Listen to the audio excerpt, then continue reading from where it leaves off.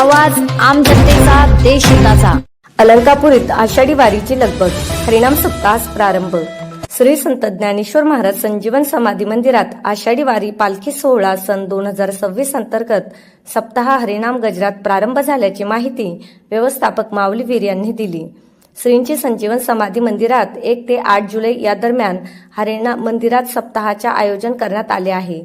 यामध्ये राज्यातील नामवंत प्रवचनकार अशोक महाराज इतके, दत्तात्रय माशेरे महाराज, कृष्णा पडवळ महाराज, ज्ञानेश्वर महाराज संस्थान कमिटीचे विश्वस्त योगी निरंजन नाथ, भागवत महाराज साळुंखे, विश्वस्त पुरुषोत्तम महाराज पाटील, प्रमुख विश्वस्त डॉक्टर भावार्थ देखणे यांची प्रवचन सेवा होणार आहे।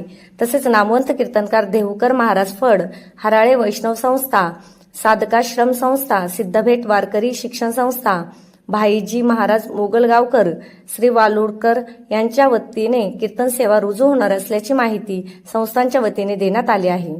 यंदाच्या पालखी सोहळ्यासाठी सुमारे 30 लाख रुपये खर्चाचा पूर्वीच्या रथापेक्षा सुमारे 1 टन हलका नवीन पालखी रथ तयार करण्यात आला असून त्यामुळे बैलजोडींना रथ ओढणे अधिक सुलभ होणार आहे।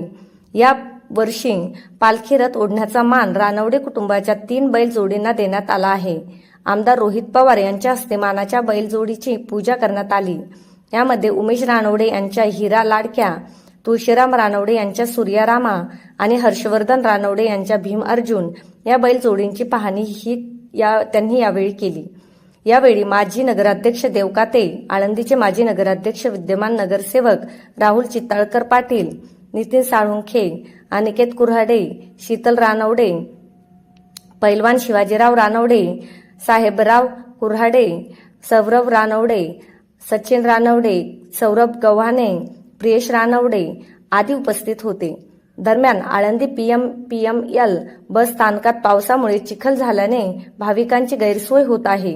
पिण्याचे पाणी, स्वच्छता, निवारा शेड व्यवस्था व प्रकाश व्यवस्था आदी मूलभूत सुविधा तातडीने उपलब्ध करून देण्याची मागणी आळंदी जनहित फाउंडेशनचे कार्याध्यक्ष अर्जुन मेदनकर यांनी केली आहे।